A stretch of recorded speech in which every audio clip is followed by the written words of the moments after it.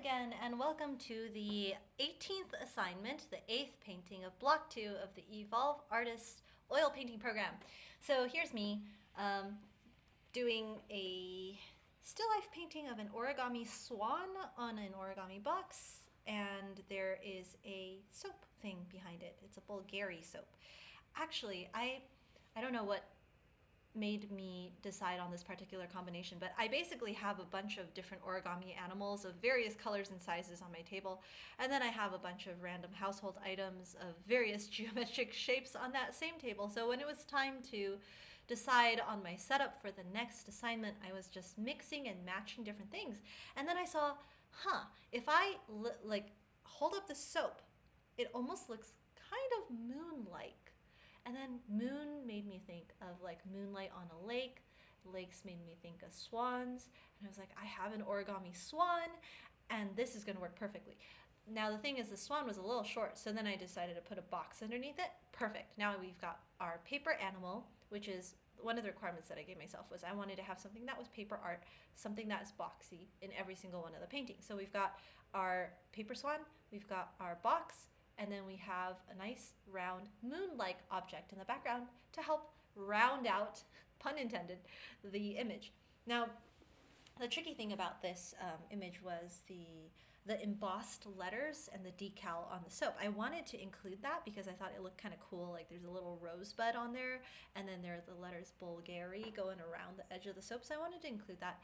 And then, yeah, that was the main thing. Oh, another problem was that when I was doing the measurements for this painting, it was a little tricky trying to figure out what my unit of one was going to be. So the way that we do it is that we have our objects inside of our shadow box, and then we use a dowel, a very thin wooden dowel, to decide what is going to be our unit of one, and then we use that to compare to lots of different things in the painting to do our proportional drawings. And I think I chose the edge of the perpendicular edge of the box as my unit of one because that was the easiest thing to do.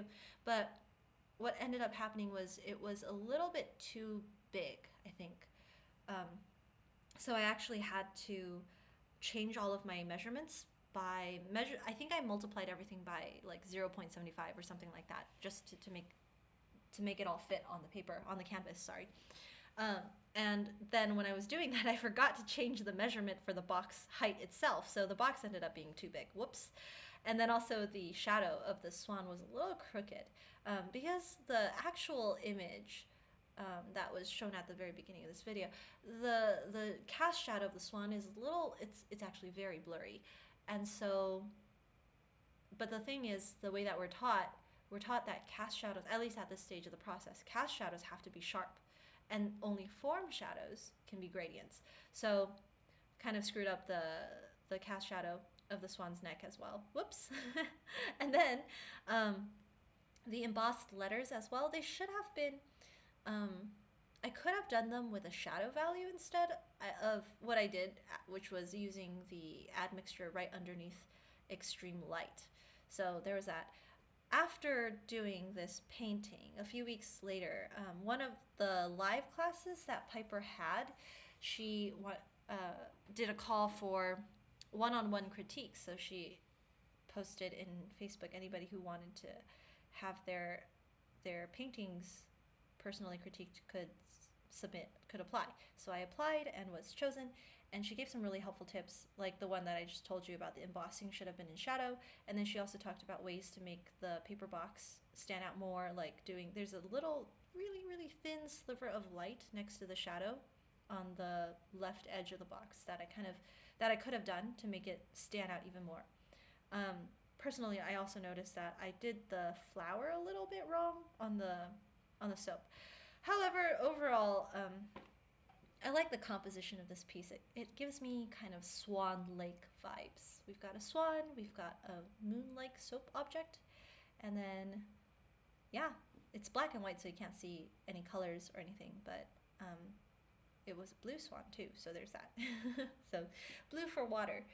Anyways, and I like birds, so origami birds are really my thing. I did a canary in one of the previous assignments, and then now I'm doing a swan. You know, I've never actually done a crane, actually, even though the whole reason why I started getting into painting origami animals was because I was inspired by somebody doing a paper crane, but I never got around to doing a crane. I don't know if I will, because sometimes these other animals are so much more interesting. So there you have it. This is the origami swan in front of a soap with a paper box, and hope you enjoyed that. And I will see you next week. Remember to create and enjoy beautiful things.